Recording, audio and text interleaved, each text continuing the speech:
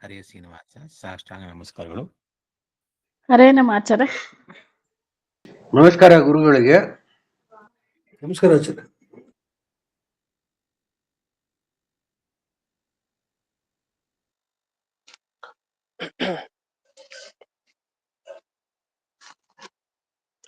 ಸುಮತಿಭಿರನುಮೇಜಂ ಶುಭ್ರಕಾಜಂ ಸಖಾಜಂ ಸುಖಮಜಮನಪಾಜಂ ಮುಕ್ತ್ಯುಪಾಜಂ ವಿಮಾಯಂ ಇಂದ್ರಹಜಮಹಮಮೇಜಂ ಧೇಜಮಾಮ್ನಾಜಗೇಜಂ ಸದಜಮಸದಜೇಜಂ ಶ್ರೀಸಹಾಜಂ ಭಜೇಜಂ ಅಂಜನಾಸೂನು ಸಾನ್ನಿಧ್ಯಾದ್ ವಿಜಯೇನ ವಿರಾಜಿತಂ ಅಜಿತಪ್ರೀತಿಜನಕಂ ಭಜೇಹಂ ವಿಜಯಧ್ವಜಂ ತಪಸ್ವಾಧ್ಯಾಯ ಶುಶ್ರೂಷಾ ಕೃಷ್ಣ ಪೂಜಾರತಂ ಮುನಿಂ ವಿಶ್ವೇಶಮಿಷ್ಟದಂ ವಂದೇ ಪರಿಮ್ರಾಟ್ ಚಕ್ರವರ್ತಿನಂ ಶ್ರೀ ಗುರುಭ್ಯೋ ನಮಃ. ಹರಿ ಓಂ. ಜನ್ಮಾದ್ಯಸ್ಯ ಯತೋನ್ವಯಾದಿತರತಶ್ಚಾರ್ಥೇಷ್ವಭಿಘ್ನಸ್ವರಾಟ್ ತೇನೇ ಬ್ರಹ್ಮ ಹೃದಯ ಆದಿಕವಜೆ ಮುಖ್ಯಂತಿ ಯಂ ಸೂರಯಃ ತೇಜೋ ವಾರಿಮೃದಾಂ ಯಥಾ ವಿನಿಮಯೋ ಯತ್ರ ತ್ರಿಸರ್ಗೋ ಮೃಷಾ ಧಾಮ್ನಾ ಸ್ವೇನ ಸದಾ ನಿರಸ್ತಕುಹಕಂ ಸತ್ಯಂ ಪರಂ ಧೀಮಹಿ. ಓಂ ಸ್ವಸ್ತ್ಯಸ್ತು ಸದಾಂ ಅಶೇಷ ಸನ್ಮಂಗಲಾನಿ ಭವಂತು. ಸಮ್ಯಕ್ ಶ್ಲೋಕೈಕ ಶ್ರವಣ ಪಠನ ಮಾತ್ರೇಣ ಭಕ್ತುಶ್ಚ ಶ್ರೋತॄಣಾಂ ನಿಖಿಲ ಕಲಿಕೃತ ಕಲ್ಮಷ ಅಪನೋದನ ಪಡುತ್ತಾರೆ. ಶ್ರೀಮದ್ ಭಾಗವತೆ ಮಹಾಪುರಾಣೆ ದ್ವಿತೀಯ ಸ್ಕಂಧೆ ದ್ವಿತೀಯಾಧ್ಯಾಯೇ ಅದ್ಯ ಕಥಾನುವಾದೆ ಸತಿ ಕಿಂಚಿತ್ ಪೂರ್ವ ಕಥಾನುವಾದಃ. ಈ ಹಿಂದೆ ಭಾಗವತದ ಮಹಿಮೆಯನ್ನ ಭಾಗವತದಲ್ಲೇ ತಿಳಿಸ್ತಾ ಬರ್ತಾ ಇದ್ರು. ಅಲ್ಲಿ ವೇದವ್ಯಾಸರು ತಾವು ಭಾಗವತದ ರಚನೆ ಮಾಡೋ ಮುಂಚೆ 3 ಸಲ ಸಮಗ್ರ ವೇದ ರಾಶಿಯನ್ನ ತಾವು ನೋಡಿ ವಿಚಾರ ಮಾಡಿ ಆಮೇಲೆ ಬರೆದ್ರು ಅಂತ. ನಮಗೆ ವೇದ ರಾಶಿ ಅಂದ್ರೆ ಗೊತ್ತು. ಋಗ್ವೇದ, ಯಜುರ್ವೇದ, ಸಾಮವೇದ, ಅಥರ್ವವೇದ, ಒಂದೊಂದು ವೇದ ಮಂತ್ರಗಳು ಎಷ್ಟು ಅಂತಂದ್ರೆ ಅದು ಬಹಳ ದೊಡ್ಡದು ವೇದ ಭಾಗ. ಅದ್ರಲ್ಲಿ ನಮಗ್ ಸಿಗದೇ ಇರೋ ಭಾಗಗಳು ಬೇಕಾದಷ್ಟು ಅನಂತ, ಅದಕ್ಕೆ ಮಿತಿನೇ ಇಲ್ಲ. ಅಷ್ಟು ಅನಂತ ವೇದ ರಾಶಿಗಳನ್ನ 3 ಬಾರಿ ನೋಡಿ ಭಕ್ತಿ ಬರೋ ಹಾಗೆ ಭಾಗವತ ರಚನೆ ಮಾಡಬೇಕು ಅಂತ ಮಾಡಿದ್ದಾರೆ. ಇದೆಷ್ಟು ಶ್ರೇಷ್ಠ ಭಾಗವತ. ಆಗ ಒಂದು ಸಮಸ್ಯೆ ಆಯ್ತು. ಅಲ್ಲ, ಭಾಗವತ ಬರೆಯೋ ಮುಂಚೆ ವೇದವ್ಯಾಸರು 3 ಸಲ ವೇದವನ್ನ ನೋಡಿ ಬರಿಬೇಕಾಯ್ತಾ? ಆಲೋಚನೆ ಮಾಡಿ ಯಾಕೆ ಮಾಡಿದ್ರು? ಬೇಕಾಗಿರಲ್ವಲ್ಲ ಅಂದ್ರೆ ಅದಕ್ಕಿಲ್ಲಿ ಬ್ರಹ್ಮತರ್ಕದಲ್ಲಿ ಬರುವಂತ ಒಂದು ಮಾತನ್ನ ಉಲ್ಲೇಖ ಮಾಡ್ತಾರೆ. ವೇದವ್ಯಾಸರು ತಾವೇ ಇನ್ನೊಂದು ಗ್ರಂಥವನ್ನ ಬರೆದಿದ್ದಾರೆ, ಬ್ರಹ್ಮತರ್ಕ ಅಂತ. ಹಾಗೆ ಪದ್ಮಪುರಾಣದ ಮಾತು ಅಂತಾನು ಹೇಳ್ತಾರೆ. ಅಂತ ಮಾತು ಹೀಗಿದೆ: ನಿತ್ಯ ಜ್ಞಾನೇನ ಸಿದ್ಧಂ ಚ ಪುನಃ ಪುನರವೇಕ್ಷತೆ ಲೀಲಯೈವ ಹರಿರ್ದೇವೋ ದುಷ್ಟಾನಾಂ ಮೋಹನಾಯ ಚ. ನಿತ್ಯ ಜ್ಞಾನೇನ ಸಿದ್ಧಂ, ವಸ್ತುತಃ ದೇವರು ವೇದವನ್ನು ಓದಿ ತಿಳಿಬೇಕಾಗಿರ್ಲಿಲ್ಲ, ಅವ್ರಿಗೆಲ್ಲ ಗೊತ್ತಿದೆ, ವೇದವ್ಯಾಸರಿಗೆ ಗೊತ್ತಿದೆ. ಆದ್ರೂ ಪುನಃ ಪುನರವೇಕ್ಷತೆ, ಮತ್ತೆ ಮತ್ತೆ ವೇದ ರಾಶಿಯನ್ನ ತಾನು ನೋಡಿ ಎಲ್ಲ ವಿಷಯಗಳನ್ನ ತಿಳ್ಕೊಳ್ತಾ ಇದ್ದ. ಯಾಕೆ ಅಂದ್ರೆ ಇದು ಒಂದು ಲೀಲೆ ಅಷ್ಟೇ ದೇವರಿಗೆ. ಭಾಗವತ ಅಂದ್ರೆ ಎಷ್ಟು ಉತ್ತಮ, ಜನರೆಲ್ಲ ಯಾಕೆ ಭಾಗವತ ಓದ್ಬೇಕು, ಯಾಕೆ ಕೇಳ್ಬೇಕು ಅನ್ನೋದಕ್ಕೆ ವೇದವ್ಯಾಸರು ನಾನು ಹೀಗೆ 3 ಸಲ ವೇದ ರಾಶಿಯನ್ನು ನೋಡಿ ಮಾಡಿದ್ದೀನಿ ಅಂತಂದ್ರೆ ಆಗ ಜನರಿಗೆ ಇನ್ನೂ ಆಧಾರ ಇರುತ್ತೆ. ಇನ್ನು ಭಾಗವತ ಅಂದ್ರೆ ಎಷ್ಟು ಶ್ರೇಷ್ಠ ಗ್ರಂಥ ಅಂತ ಜನರಲ್ಲಿ ಆ ಸದ್ಭಾವನೆ, ಶ್ರದ್ಧೆ, ಗೌರವಗಳನ್ನ ಮೂಡಿಸೋ ದೃಷ್ಟಿಯಿಂದ ಪುನಃ ಪುನರವೇಕ್ಷತೆ, ಮತ್ತೆ ಮತ್ತೆ ವೇದರಾಶಿಯನ್ನು ನೋಡಿ ಕೊನೆಗೆ ಭಾಗವತ ರಚನೆ ಮಾಡಿದ್ರು ಅಂತ. ಇದೆಲ್ಲ ಭಗವಂತನ ಲೀಲೆ ಅಷ್ಟೇ. ಮತ್ತೆ ದುಷ್ಟರಿಗೆ ಅನ್ನಿಸ್ಬೇಕು, ವೇದವ್ಯಾಸರಿಗೂ ಕೂಡ ಅಜ್ಞಾನ ಇತ್ತು ಅಂತ ಕಾಣುತ್ತೆ, ಅದಕ್ಕೆ 1 ಸಲ ಅಲ್ಲ 2 ಸಲ ಅಲ್ಲ 3 ಸಲ ವೇದರಾಶಿಯನ್ನ ತಾವು ಓದ್ಕೊಂಡು ಆಮೇಲೆ ತಿಳ್ಕೊಂಡು ಆಮೇಲೆ ಭಾಗವತ ಬರೆದ್ರು ಅಂತ. ದೈತ್ಯರಿಗೆ, ಯಾರು ದುಷ್ಟರಿದ್ದಾರೆ ಅವರಿಗೆ ಅಜ್ಞಾನ ಬರ್ಲಿ, ವೇದವ್ಯಾಸರಿಗೆ ಎಲ್ಲಾ ಕಾಲದಲ್ಲಿ ಒಂದೇ ತರ ಜ್ಞಾನ ಇರಲ್ಲ, ಅವ್ರಿಗೂ ಮರವಿರತ್ತೆ, ಅವ್ರಿಗೂ ಗೊತ್ತಿಲ್ಲದೆ ಇರೋ ವಿಷಯ ಇರುತ್ತೆ ಅಂತ ಭಾವನೆ ಬರ್ಲಿ ಅಂತ ಇದಕ್ಕೂ ಭಗವಂತ ಮಾಡೋದಿದೆ. ಆದ್ರೆ ಹಾಗೆ ಯಾವುದೂ ಇಲ್ಲ, ಇದೆಲ್ಲ ಭಗವಂತನ ಲೀಲೆ ಅಂತ ತಿಳಿಬೇಕು ಅಂತ. ಇದರ ಮಧ್ಯದಲ್ಲಿ ಈ ಶ್ಲೋಕದಲ್ಲಿ ಒಂದು ಪಾಠ ಯಾವುದು 37ನೇ ಶ್ಲೋಕದಲ್ಲಿ 2ನೇ ಲೈನ್ ಅಲ್ಲಿ ತದ್ದಿಹ್ಯಪಶ್ಯತ್ ಕೂಟಸ್ಥೆ ಅಂತ ಇದೆ. ಅಲ್ಲಿ ಮಧ್ಯದ ಒಂದು ಪದ ಇದೆ, ಹಿ ಅಪಶ್ಯತ್ ಅಂತ. ಅದಕ್ಕೆ ಅರ್ಥ ತತ್ ಅಂದ್ರೆ ಭಾಗವತ ಪುರಾಣವನ್ನ ಅಪಶ್ಯತ್ ನೋಡಿ ಬರೆದ್ರು, ವಿಚಾರ ಮಾಡಿ ಬರೆದ್ರು ಅಂತ ಇಷ್ಟ ಅರ್ಥ. ಇದನ್ನ ಭಾಗವತ ತಾತ್ಪರ್ಯದಲ್ಲಿ ಮಧ್ವಾಚಾರ್ಯರು ವಿವರಿಸಿದ್ದಾರೆ. ಕೆಲವ್ರ ಪ್ರಕಾರ ಏನಂದ್ರೆ ತತ್ ಅಧ್ಯವಸ್ಯತ್ ಅಂತ ಪಾಠ ಇಟ್ಕೊಂಡಿದ್ದಾರೆ. ಈ ಪಾಠದ ಪ್ರಕಾರ ಬೇರೆ ಅರ್ಥ ಬರುತ್ತೆ. ಬೇರೆ ಅರ್ಥ ಅಂದ್ರೆ ಇವ್ರು ಅರ್ಥ ಮಾಡಿದ್ ಹೀಗೆ, ನಿಶ್ಚಯ ಮಾಡ್ಕೊಂಡಂತೆ. ಏನ್ ನಿಶ್ಚಯ ಮಾಡಿದ್ರು ವೇದವ್ಯಾಸರು ಅಂದ್ರೆ ಭಕ್ತಿ ಯೋಗನೇ ಶ್ರೇಷ್ಠ. ಅಂದ್ರೆ ಈ ಶ್ಲೋಕ ಭಾಗವತದ ಮಹಿಮೆ ಹೇಳಲಿಕ್ಕೆ ಹೊರಡ್ಲಿಲ್ಲ ಅವ್ರ ಪ್ರಕಾರ. ಈ ಶ್ಲೋಕ ಹೊರಟಿದ್ದು ಯಾಕೆ ಅಂದ್ರೆ ಭಕ್ತಿಯ ಬಗ್ಗೆ ಮಹಿಮೆ ಹೇಳಲಿಕ್ಕೆ. ಭಕ್ತಿ ಎಂಥ ದೊಡ್ಡದು ಅಂದ್ರೆ ಆ ಭಕ್ತಿಯಿಂದ ಏನ್ ಬೇಕಾದ್ರೂ ಪಡಿಬಹುದು, ಮೋಕ್ಷಕ್ಕೆ ಭಕ್ತಿನೇ ಕಾರಣ. ಭಾಗವತ ಮಹಿಮೆ ಹೇಳಲಿಕ್ಕೆ ಹೊರಟಿಲ್ಲ, ಆದ್ರೆ ಭಕ್ತಿ ಯೋಗದ ಮಹಿಮೆ ಹೇಳಲಿಕ್ಕೆ ಶ್ಲೋಕ ಬಂದಿದೆ ಅಂತ. ಅದು ನಿಜವಾಗಿ ಭಾಗವತದ ಮಹಿಮೆಯನ್ನು ಹೇಳಲಿಕ್ಕೆ ಬಂದ ಪದ್ಯ ಇದು.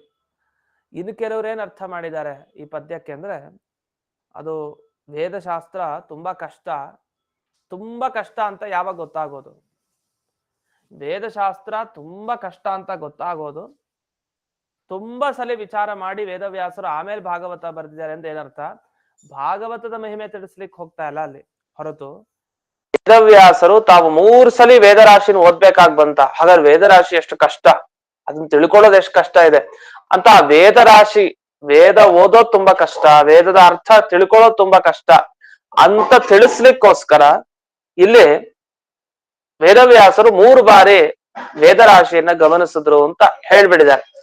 ಆದ್ರೆ ಅದಲ್ಲ, ವೇದವ್ಯಾಸರಿಗೆ ನಿತ್ಯ ಜ್ಞಾನ ಇದೆ, ಯಾವಾಗ್ಲೂ ಇದೆ. ಅವ್ರ ಆದ್ರಿಂದ ಇದೊಂದು ಮೋಹಕ್ಕೋಸ್ಕರ ಅಷ್ಟೇ. ಅಂತೂ ವೇದವ್ಯಾಸರ ಮಹತ್ವವನ್ನ ಎಲ್ಲರೂ ಕಡಿಮೆ ಮಾಡಿಬಿಟ್ರು. ಈ ಪುರಾಣದಲ್ಲಿ ಮತ್ತೆ ಭಾಗವತದಲ್ಲಿ ವಿಶೇಷವಾಗಿ ಈ ಎಲ್ಲ ಪುರಾಣಗಳನ್ನ ಬರೆದ ವೇದವ್ಯಾಸರು ತಾವು ಸರ್ವಜ್ಞರು ಅಂತ ಇವ್ರು ಯಾರಿಗೂ ಹೊಳಿಲೇ ಇಲ್ಲ. ಎಲ್ಲ ಭಾಗವತಕ್ಕೆ ಅರ್ಥ ವಿವರಣೆ ಮಾಡಿದ್ರು ಬೇರೆ ಬೇರೆ ವ್ಯಾಖ್ಯಾನಕಾರರು. ಅಷ್ಟೆಲ್ಲ ಮಾಡಿ ವೇದವ್ಯಾಸರಿಗೊಂದು ಸ್ಥಾನಮಾನ ಸರಿ ಕೊಡ್ಲಿಲ್ಲ. ಅವ್ರ ದೇವರು ಅಂತ ಅವ್ರಿಗೆ ಗೊತ್ತೇ ಆಗ್ಲಿಲ್ಲ. ಅದು ನಿಜವಾಗಿ ದೇವರ ಅವತಾರ ಆದ ವೇದವ್ಯಾಸರು ತಾವು ಇಷ್ಟೆಲ್ಲ ಬರೆದು ಅಜ್ಞಾನವನ್ನ ಯಾಕೆ ತೋರಿಸ್ಕೊಬೇಕು, ಅದೊಂದು ಲೀಲೆ ಅಷ್ಟೇ. ಅಜ್ಞನಿಗೆ ಮೋಹ ಬರ್ಲಿ ಅಂತ ಅಜ್ಞಾನದಂತೆ ನಟನೆ ಮಾಡಿದ್ದಾರೆ. ನಾನು ವೇದರಾಶಿನ 3 ಸಲ ಓದ್ಬೇಕಾಗ್ ಬಂತು, ನಂತರ ಭಾಗವತ ಬರಿಬೇಕಾಗ್ ಬಂತು ಅಂತ. ಆದ್ರೆ ಇದು ಯಾವುದೇ ಒಂದು ವಿವರಣೆ ಸರಿ ಇಲ್ಲ ಅನ್ನೋ ಅಂಶವನ್ನ ತಿಳಿಸ್ಲಿಕ್ಕೋಸ್ಕರನೇ ಇಲ್ಲಿ ಈ ಬ್ರಹ್ಮ ತರ್ಕದ ಪದ್ಮಪುರಾಣದ ಮಾತನ್ನ ಮಧ್ವಾಚಾರ್ಯರು ತಾವು ಉಲ್ಲೇಖ ಮಾಡಿದ್ದಾರೆ. ಅದನ್ನ ತದ್ಧಿಹಿ ಅಪಶ್ಯತ್ ಅಂತೇನಿದೆ, ಅದು ಈ ಶ್ಲೋಕದ ಭಾಗವತ ಶ್ಲೋಕದಲ್ಲಿ ಬರುವಂತಹ ಈ ಪಾಠ ಅಂತ. ಅದನ್ನು ಗಮನಿಸ್ಕೊಳ್ಬೇಕು. ಗಮನಿಸ್ತಾ ಮುಂದಕ್ಕೆ 38ನೇ ಶ್ಲೋಕಕ್ಕೆ ಹೋಗೋಣ. ಭಗವಾನ್ ಸರ್ವಭೂತೇಷು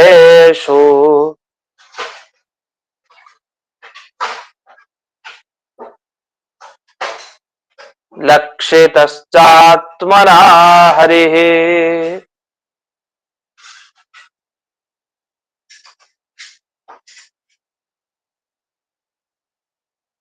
ದೃಶ್ಯೈರ್ಬುದ್ಧ್ಯಾದಿಭಿರ್ದ್ರಷ್ಟಾ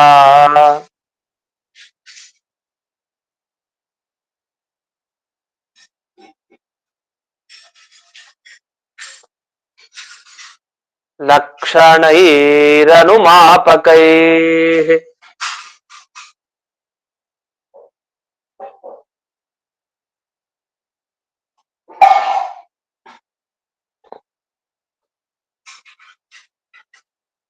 ಈ ಪುರಾಣದ ಮಹಿಮೆ ಎಷ್ಟು ಅಂತ ಈಗ ವರ್ಣಿಸ್ತಾರೆ. ಭಾಗವತದ ಮಹಿಮೆ ಎಷ್ಟು ದೊಡ್ಡದು ಅಂದ್ರೆ, ಇಲ್ಲಿ ಏನ್ ಹೇಳ್ತಾರೆ ಭಾಗವತದಲ್ಲಿ, ಭಗವಂತನ ಬಗ್ಗೆ ತಿಳಿಸ್ತಾರೆ. ದೇವರ ಬಗ್ಗೆ ಯಾವ ರೀತಿ ತಿಳಿಸ್ತಾರೆ ಅಂದ್ರೆ, ನಮಗೆ ಆ ದೇವರ ಮೇಲೆ ಭಕ್ತಿ ಮೂಡ್ಬೇಕು ಆ ರೀತಿ ತಿಳಿಸ್ತಾರೆ.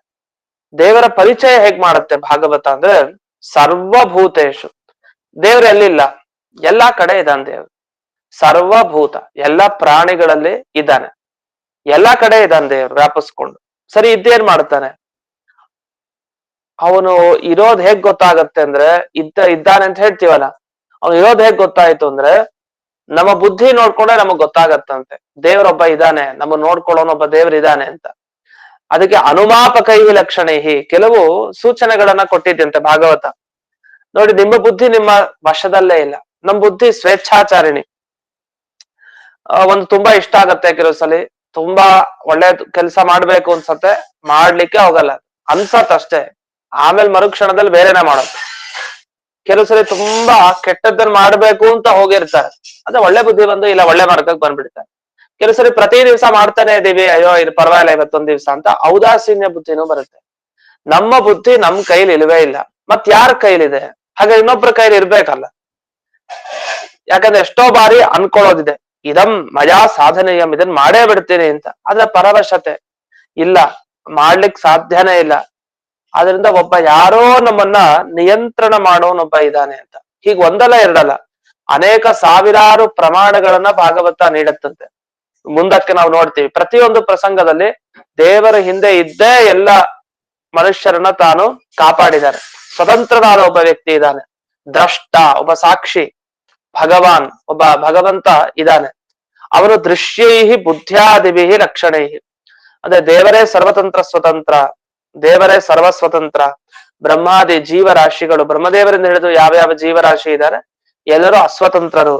ಇದನ್ನೆಲ್ಲ ಪ್ರಮಾಣ ಮುಖಾಂತರ ತೋರಿಸಿದಾನಂತೆ. ಹೇಗ್ ತೋರಿಸಿದ್ದಾರೆ ವೇದವ್ಯಾಸರಲ್ಲಿ ಅಂದ್ರೆ, ಬುದ್ಧಿ, ಆ ಬುದ್ಧಿ ಅನ್ನೋದು ಒಂದು ಸಾಕಂತೆ. ನಮ್ಮ ಬುದ್ಧಿ ನಮ್ ಕೈಲಿ ಇಲ್ಲ, ಇದೊಂದು ಸಾಕು. ಹಾಗಾದ್ರೆ ಯಾರ ಕೈಲಿದೆ? ಒಂದೊಂದು ಸಲ ಒಂದೊಂದು ರೀತಿ ಪ್ರವೃತ್ತಿ ಮಾಡ್ತೀವಿ ಅಂತ ಆದ್ಮೇಲೆ ಏನೋ ಒಂದು ಕಾರಣ ಇರ್ಬೇಕು, ಅದಕ್ಕೆ ಕರ್ಮ ಕಾರಣ ಅಂತ ಹೇಳ್ತೀವಿ. ನಮ್ಮ ಕರ್ಮ ಬುದ್ಧಿ, ಹೇಗೆ ಕೆಟ್ಟ ಕರ್ಮ ಮಾಡಿದ್ರೆ ಒಳ್ಳೆ ಕರ್ಮ ಇದ್ರೆ ಹಿಂದಂದು ಅದಕ್ಕನುಗುಣವಾಗಿ ಒಳ್ಳೆ ಬುದ್ಧಿ ಅಥವಾ ಕೆಟ್ಟ ಬುದ್ಧಿ ಬರುತ್ತೆ ಅಂತ. ಆದ್ರೆ ಕರ್ಮಗಳಿಗೆ ಪ್ರಚೋದಕನಾಗಿ ದೇವರು ಇರ್ಲೇಬೇಕು. ಅಂತೂ ಎಲ್ಲರ ಅಂತರ್ಯಾಮಿಯಾಗಿ ಒಬ್ಬ ದೇವರು ಇದ್ದಾನೆ. ಅವನು ಜೀವನನ್ನ ಪ್ರೇರಣೆ ಮಾಡ್ತಾನೆ, ಯಾವಾಗ ಏನೇನ್ ಮಾಡಬೇಕು ಅಂತ. ಹಾಗಾಗಿ ಅಂಥ ಪರಮಾತ್ಮನನ್ನ ಜೀವನಿಗಿಂತ ಬೇರೆಯಾದ ಆ ಸರ್ವ ಸ್ವತಂತ್ರನಾದ ವ್ಯಕ್ತಿಯನ್ನ ಈ ಭಾಗವತ ತಿಳಿಸ್ಕೊಳುತ್ತೆ. ಇದೇ ನಾವು ಭಾಗವತದಿಂದ ತಿಳ್ಕೊಳ್ಬೇಕಾದ ವಿಷಯ. ಅದಕ್ಕೋಸ್ಕರನೇ ಭಾಗವತಕ್ಕೆ ಮಹಿಮೆ ಬಂದಿದೆ, ಮಹತ್ವ ಬಂದಿದೆ. ಅದನ್ನೊಂದು ಮಾತು ಹೇಳ್ತಾರೆ ಇಲ್ಲಿ, ಇದು ಯಾರಿಗೆ? ಮಂದಾಧಿಕಾರಿಗಳಿಗೆ ಭಾಗವತ ಹೇಳೋದತ್ತೆ. ಅಂದ್ರೆ ತುಂಬಾ ಮನುಷ್ಯರು ಅಲ್ಪರು, ಅವರಿಗೆ ಬುದ್ಧಿ ಕಡಿಮೆ, ಆಯುಷ್ಯ ಕಡಿಮೆ, ಇಂಥ ಮನುಷ್ಯರು ಯಾರು ಇರ್ತಾರಲ್ಲ, ಇವರಿಗೆ ದೇವರ ಪರಿಚಯ ಮಾಡಿಸ್ಕೊಳ್ಲಿಕ್ಕೆ ಭಾಗವತ ಹೀಗೆಲ್ಲ ಉದಾಹರಣೆಗಳನ್ನು ಕೊಟ್ಟು ನೋಡಿ, ನಿಮ್ಮ ಬುದ್ಧಿ ನಿಮ್ ಕೈಲಿಲ್ಲ, ನಿಮ್ಮ ಮನಸ್ಸು ನಿಮ್ ಕೈಲಿಲ್ಲ, ನಿಮ್ಮ ಕೈ ಕಾಲು ನಿಮ್ ಕೈಲಿಲ್ಲ, ನಿಮ್ಮ ಕಣ್ಣು ಕಿವಿ ಯಾವ್ ನಿಮ್ ಕೈಲಿ ಇಲ್ವೇ ಇಲ್ಲ. ಯಾಕಂದ್ರೆ ಹಾಗೆಲ್ಲ ಇದ್ದಿದ್ರೆ ನೀವು ಎಲ್ಲೋ ಉತ್ತುಂಗ ಸಾಧನೆ ಮಾಡಿ ಆಗ್ಲೇ ಮೋಕ್ಷಕ್ಕೆ ಹೋಗ್ಬಿಡ್ಬೇಕಾಯ್ತು ಇಷ್ಟೊತ್ತಿಗೆ. ಆದ್ರೆ ಯಾವ್ದು ಆಗ್ತಾ ಇಲ್ಲ ಅಂದ್ಮೇಲೆ ಯಾವ್ದು ನಮ್ಮ ವಶಕ್ಕಿಲ್ಲ, ನಮ್ ಕೈಲಿ ಇಲ್ಲ. ದೇವರೊಬ್ಬ ಇದ್ದಾನೆ, ಸ್ವತಂತ್ರವಾಗೋದು ಅತೀಂದ್ರಿಯ ಶಕ್ತಿ ಇದೆ. ಅತೀಂದ್ರಿಯ ಶಕ್ತಿಯ ಪ್ರಭಾವಕ್ಕೆ ನಾವು ಒಳಗಾಗಿ ಒಂದೊಂದ್ಸರಿ ಅನ್ಸತ್ತೆ ಒಳ್ಳೆ ಕೆಲಸ, ಒಂದೊಂದ್ಸಲಿ ಕೆಟ್ಟ ಕೆಲಸ, ಹೀಗೆ ಬುದ್ಧಿ ಭೇದ ಯಾಕೆ ಆಗ್ತಾ ಇದೆ ಅಂದ್ರೆ ನಾವು ಅಸ್ವತಂತ್ರರು ಅಂತ ಒಂದು ಮಾತನ್ನ ಇಲ್ಲಿ ಭಾಗವತ ತಿಳಿಸ್ತು. ಇದೆಲ್ಲ ಯಾರಿಗೆ? ಮಂದಾಧಿಕಾರಿಗಳಿಗೆ. ಈ ಉತ್ತಮಾಧಿಕಾರಿಗಳಿಗೆ ಇಷ್ಟು ಕಷ್ಟ ಇಲ್ಲ. ಅಂದ್ರೆ ಬ್ರಹ್ಮಾದಿ ದೇವತೆಗಳಿಗೆ ಇದು ಕಷ್ಟ ಅಲ್ಲ, ಯಾಕೆ ವೇದ ಓದ್ತಾರೆ, ಅವ್ರಿಗೆ ದೇವರಿದ್ದಾನೆ ಅಂತ ಸ್ಪಷ್ಟ. ಅವ್ರಿಗೆ ದೇವರಿದ್ದಾನೆ ಅನ್ನೋ ವಿಷಯ ಸಂಶಯನೇ ಇಲ್ಲ. ಬ್ರಹ್ಮಾದಿ ದೇವತೆಗಳಿಗೆ ಅವ್ರಿಗೆ ಗೊತ್ತಿದೆ, ಅವ್ರು ನೋಡ್ತಾ ಇದ್ದಾರೆ. ಹಾಗಾದ್ರೆ ದೇವರ ಅಸ್ತಿತ್ವ ತಿಳ್ಕೊಳ್ಳೋದು ಹೇಗೆ? ನಮಗೆ ಬೇಕಾಗಿದೆ. ಅದಕ್ಕೇನ್ ಮಾಡ್ಬೇಕು? ಅದಕ್ ಭಾಗವತ ಓದಿ. ಭಾಗವತ ಓದಿದ್ರೆ ದೇವರ ಅಸ್ತಿತ್ವ ಗೊತ್ತಾಗತ್ತೆ. ದೇವರಿದಾನೆ ಅಂತ ನಿಮ್ಗೆ ನಂಬಿಕೆ ಬರ್ಬೇಕಾ? ಅದಿದೆ ಅಂತ ಆಗ್ಬೇಕಾ? ಭಾಗವತ ಕೇಳ್ಬೇಕು. ಪೂರ್ಣ ಭಾಗವತವನ್ನ ಅಭ್ಯಾಸ ಮಾಡಿ ಕೇಳಿದಾಗ ದೇವರಿದಾನೆ ಅಂತ ನಮಗೆ ಸ್ಪಷ್ಟ ಅನುಭವಕ್ಕೆ ಬರುತ್ತೆ. ಅದನ್ನ ವಿಜಯಧ್ವಜ ತೀರ್ಥರು ತಾವು ವಿವರಣೆ ಮಾಡಿದ್ರು. ಇನ್ನು ಅಷ್ಟೇ ಅಲ್ಲ, ಮೋಕ್ಷ ಬೇಕಾ? ಭಾಗವತದ ಅಭ್ಯಾಸ ಮಾಡಿ, ಕೇಳಿ, ಮನನ ಮಾಡಿ, ಅದರಲ್ಲೇ ಮುಳುಗಿ, ಆದ್ರಿಂದ ಭಗವಂತನ ಅನುಗ್ರಹ ಆಗಿ ಮೋಕ್ಷಕ್ಕೆ ಹೋಗ್ಬೋದು. ಸರಿ, ಇದೆಲ್ಲ ಹೇಗ್ ಗೊತ್ತಾಯ್ತು ಅಂದ್ರೆ ಆಗ ಇದನ್ನ ಬಿಡಿಸ್ತಾರೆ.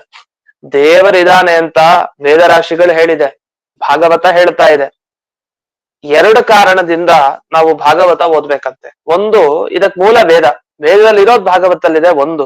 ಮತ್ತೊಂದು, ಇದನ್ನ ಬರೆದವ್ರು ವೇದವ್ಯಾಸರು. ವೇದವ್ಯಾಸರು ಸರ್ವಜ್ಞರು, ಆಪ್ತ ಪುರುಷರು.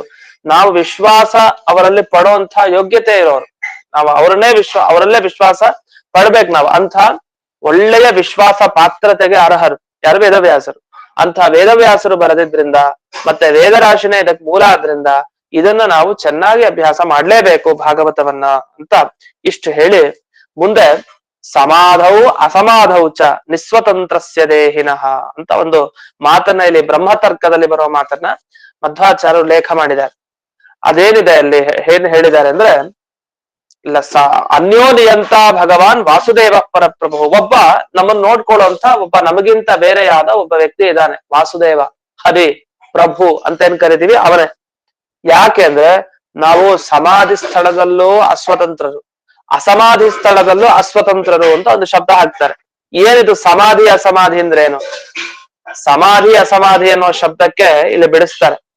ಸಮಾಧಿ ಅನ್ನೋ ಶಬ್ದಕ್ಕೆ ದೇವರಲ್ಲಿ ನಾವು ನಮ್ಮ ಮನಸ್ಸನ್ನ ಆಧಾನ ಇಡೋದೇನಿದೆಯಲ್ಲ ಅದನ್ನೇ ಸಮಾಧಿ ಅಂತ ಕರೀತಾರೆ. ಅಂದ್ರೆ ಧ್ಯಾನ ಅಂತ ಅರ್ಥ. ಸಮ್ಯಕ್ ಆಧಿ ಸಮಾಧಿ ಅಂತ ಇದೆ, ಒಳ್ಳೆ ಶಬ್ದ ಅದು. ನಾವೀಗ ಸಮಾಧಿ ಅಂತಂದ್ರೆ ಬೇರೆ ಅರ್ಥದಲ್ಲಿ ಬಳಸ್ತಾ ಇದೀವಿ. ಸಮಾಧಿ ಅನ್ನೋ ಶಬ್ದ ಅದು ನಿಜವಾಗಿ ಅಂದ್ರೆ ನೆಮ್ಮದಿಯಾಗಿರ್ತಾರೆ ಅಂತ, ನೆಮ್ಮದಿಯಾಗಿ ಶಾಂತವಾಗಿರೋ ಸಮಾಧಿ. ಸಮ್ ಅಂದ್ರೆ ಚೆನ್ನಾಗಿ, ಆಧಾನ ಅಂದ್ರೆ ಇಡೋದು, ಅಂದ್ರೆ ಮನಸ್ಸನ್ನ ಚೆನ್ನಾಗಿ ದೇವರಲ್ಲಿ ಇಟ್ಟರೆ ಅಂತಹ ಇದು ಪ್ರಕ್ರಿಯೆ ಏನಿದೆ, ಅಂತಹ ಧ್ಯಾನ ಏನಿದೆ ಅದಕ್ಕೆ ಸಮಾಧಿ ಅಂತ ಕರೀತಾರೆ. ಈ ಸಮಾಧಿಯಲ್ಲಿದ್ದಾಗ ನಾವು ಸ್ವತಂತ್ರರ, ನಮಗ್ ಗೊತ್ತಿದೆ. ದೇವ್ರ ಮುಂದೆ ಜಪ ಮಾಡ್ತಾ ಕೂತ್ರೆ ಮನಸ್ಸು ಮಾತ್ರ ಒಂದೇ ಕಡೆ ಇರೋದೇ ಇಲ್ಲ, ಸಾಧ್ಯನೇ ಇಲ್ಲ. ಯಾವುದೇ ಸಂದರ್ಭದಲ್ಲೂ ಅಷ್ಟೇ ಏಕಾಗ್ರ ಚಿತ್ತದಿಂದ ಮನಸ್ಸು ಇರೋದಿಲ್ಲ, ಅದು ಅನುಭವಕ್ಕಿದ್ದೇ ಇದೆ. ಇನ್ನು ಅಸಮಾಧವು, ಸಮಾಧಿಯಲ್ಲೇ ಹೀಗೆ ಅಂದ್ರೆ ಅಸಮಾಧಿಯಲ್ಲಿ ಇನ್ ಹೇಗೆ? ಸಮಾಧಿ ಅಂದ್ರೆ ನಾವು ಮನಸ್ಸನ್ನ ದೇವರಲ್ಲೇ ಇಡಬೇಕು, ಒಂದ್ ವಸ್ತುವಿನಲ್ಲೇ ನಮ್ಮ ಮನಸ್ಸು ಇರ್ಬೇಕು ಅಂತ ಯೋಚಿಸಿ ಅಲ್ಲೇ ಇಡ್ಲಿಕ್ಕೆ ಪ್ರಯತ್ನ ಪಟ್ಟು ಕೂತಿರ್ತಾನೆ, ಆಗ್ಲೇ ಆಗಲ್ಲ ಅಂದ್ಮೇಲೆ ಇನ್ನು ಅಸ್ವತಂತ್ರ ಅಸಮಾಧಿ ಸ್ಥಳ ಅಂದ್ರೆ ಧ್ಯಾನ ಮಾಡ್ತಾ ಇಲ್ಲ, ಹೊರಗಡೆ ಇಲ್ಲಿ ನೋಡ್ತಾನೆ ಅಲ್ಲಿ ನೋಡ್ತಾನೆ, ಅನಿವಾರ್ಯ. ಅದನ್ನ ಏಕಾಗ್ರವಾಗಿ ಮನಸ್ಸನ್ನ ಒಂದೇ ಕಡೆ ಇಡ್ಲಿಕ್ಕೆ ಸಾಧ್ಯ ಇಲ್ವೇ ಇಲ್ಲ. ನಿಸ್ವತಂತ್ರ, ಅಸಮರ್ಥ, ಸಾಮರ್ಥ್ಯ ಇಲ್ಲ ಜೀವನಿಗೆ. ಆದ್ರಿಂದ ಇವೆಲ್ಲ ಯಾಕೆ ಆಗ್ತಾ ಇದೆ? ಹಾಗಾದ್ರೆ ನಮ್ಮನ್ನು ನೋಡ್ಕೊಳ್ಳೋನು ಯಾರೋ ಒಬ್ಬ ಇದ್ದಾನೆ. ಯಾಕೆ ಅಂದ್ರೆ ಒಂದು ವ್ಯಾಪ್ತಿ ಇದೆಯಂತೆ. ಇಲ್ಲೇ ಅನುಮಾನದ ಒಂದು ಸೊಗಸು.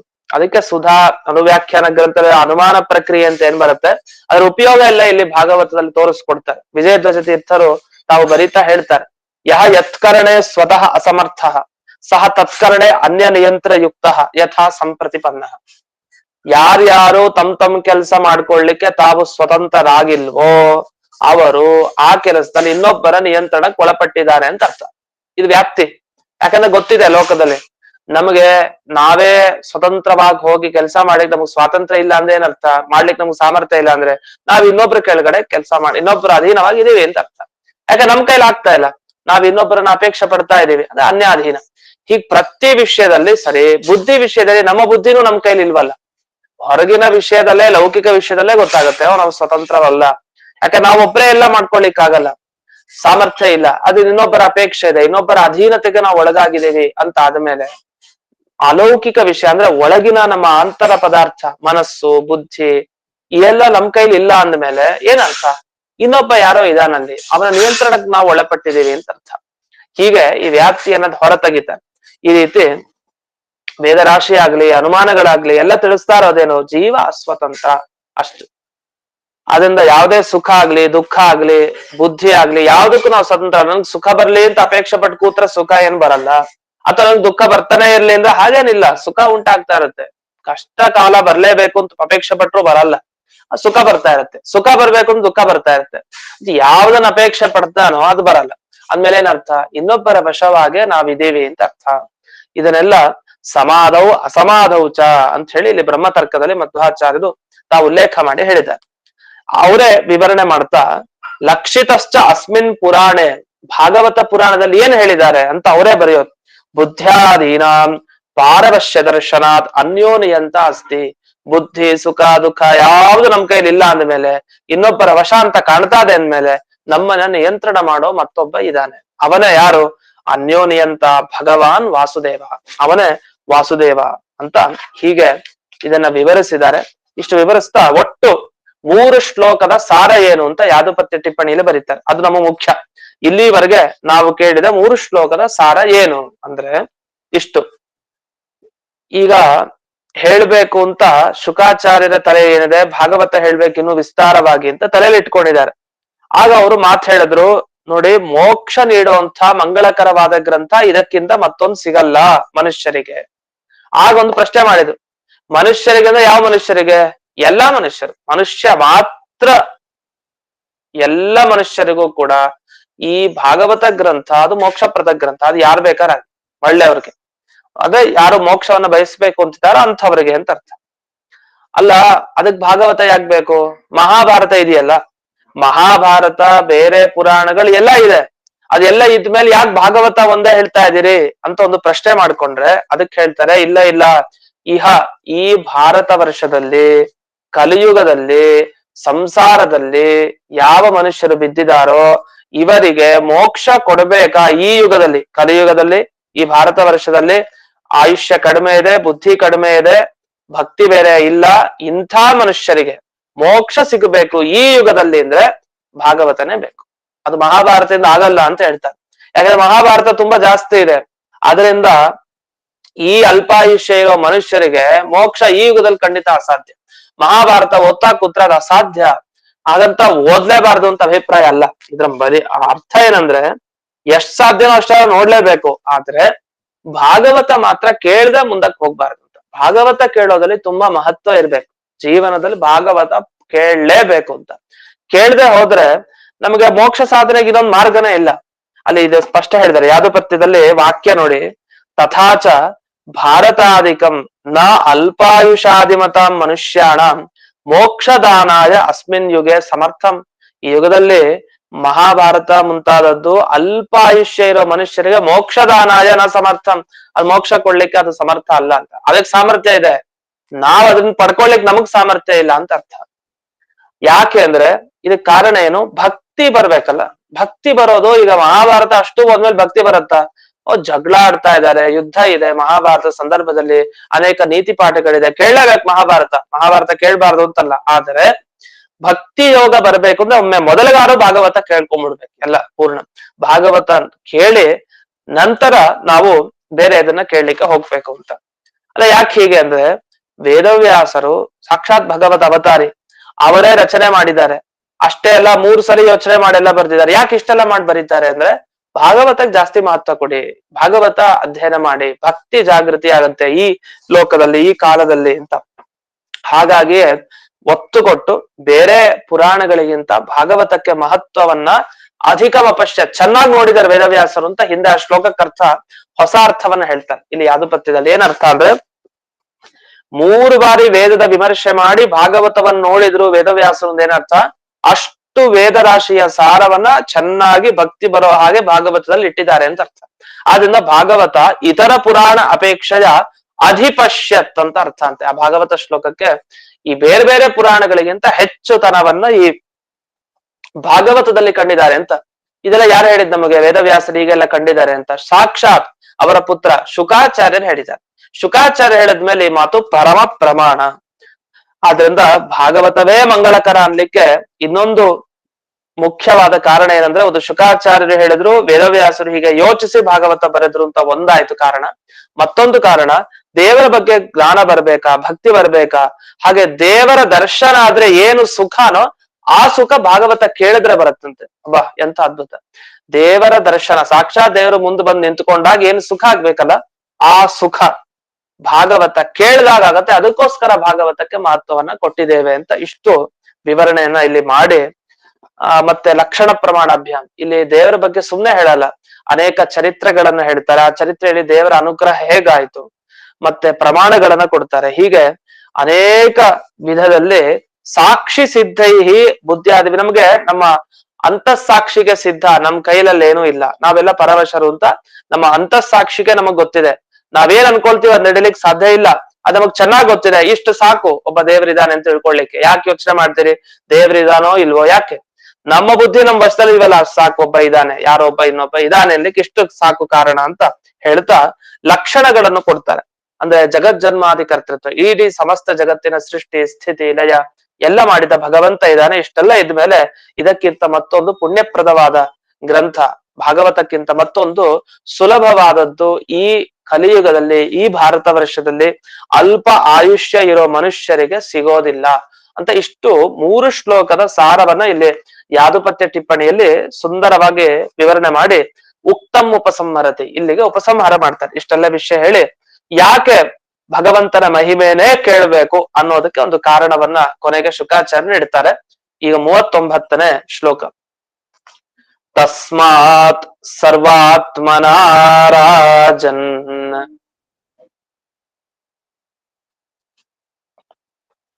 ಹರಿ ಸರ್ವತ್ರ ಸರ್ವದಾ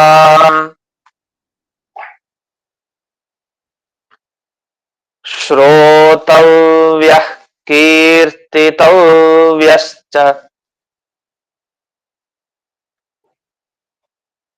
ಸ್ಮರ್ತವ್ಯೋ ಭಗವಾನ್ ನೃಣಾಂ.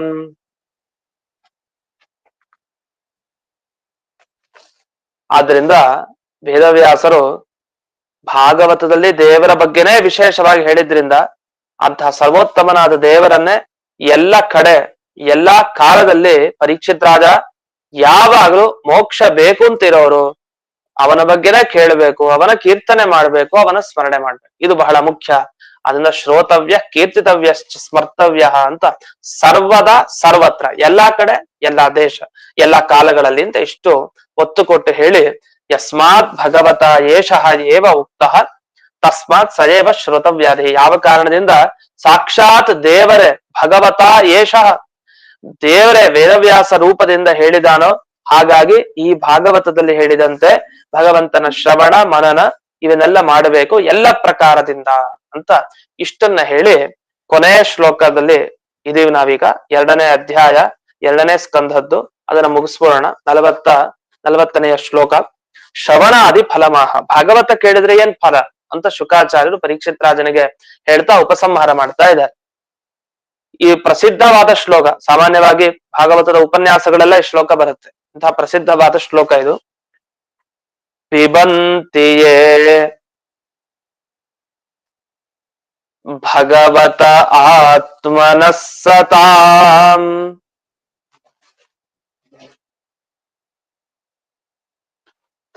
ಕಥಾಮೃತಂ ಶ್ರವಣಪುಟೇಷು ಸಂಭೃತಂ ಪುನಂತಿ ತೇ ವಿಷಯ ವಿದೂಷಿತಾಶಯಂ ವ್ರಜಂತಿ ತಚ್ಚರಣ ಸರೋರುಹಾಂತಿಕಂ. ಇಲ್ಲಿ ವಿಷಯ ವಿದೂಷಿತಾಶಯಂ ಅಂತ ಒಂದು ಪದ, ತಚ್ಚರಣ ಸರೋರುಹಾಂತಿಕಂ ಅಂತ ಒಂದು ಪದ. ಅದನ್ನ ಬಿಡಿಸಿ ಹೇಳ್ಕೊಟ್ಟಿದ್ದು ಸುಲಭ ಆಗ್ಲಿ ಅಂತ.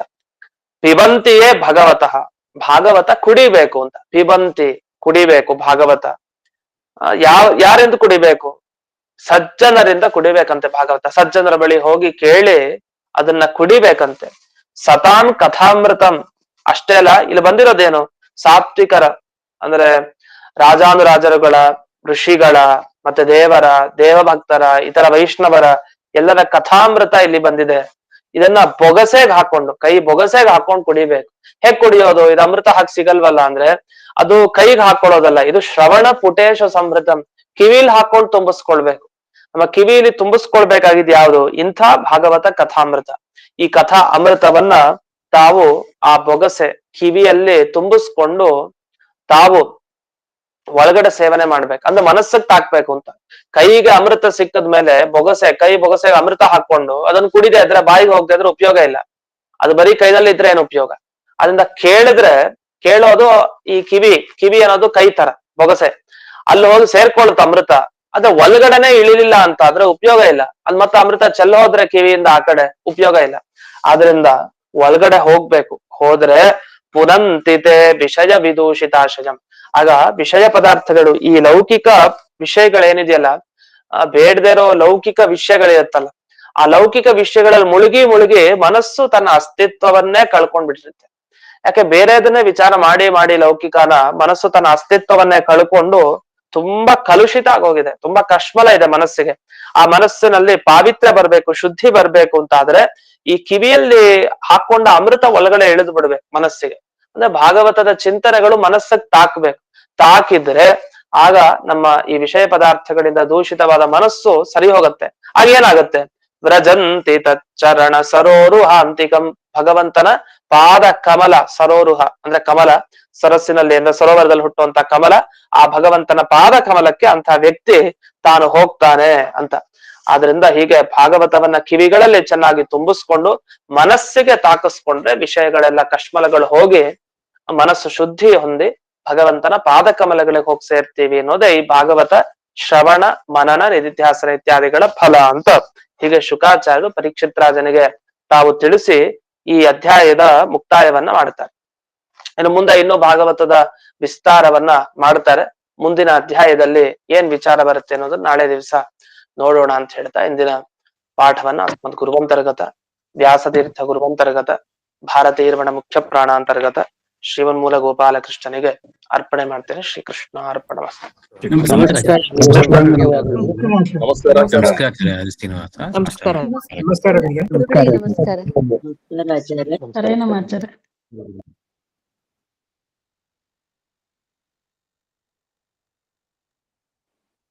ಆಚಾರ್ಯರಿಗೆ ಅನಂತ ಧನ್ಯವಾದಗಳು.